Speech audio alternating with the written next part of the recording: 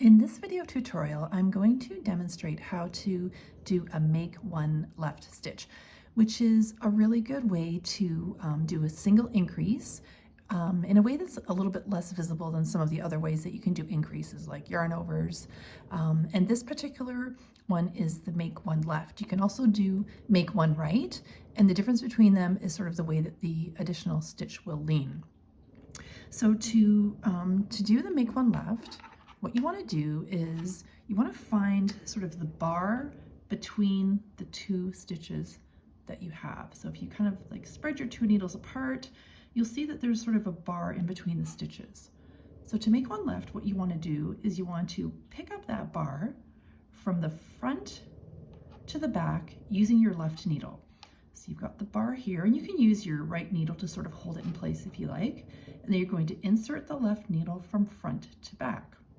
So now you can see we have it sitting on the left needle here. So to create the extra stitch, we're going to knit it through the back loop. So if it helps, you can sort of turn your needles over and find where you want to insert. So your right needle, so it's through the back loop, and then you just knit it as usual. And now you will have increased and you have one extra stitch on your needles. And this is, again, like I said, is a really nice way to do an increase in a garment or somewhere where you don't want to have like a little hole or have any lace. And an example of this here is in the mitten. So I really like to use this type of increase for the thumb gusset increases. You can see here that it's hardly visible at all.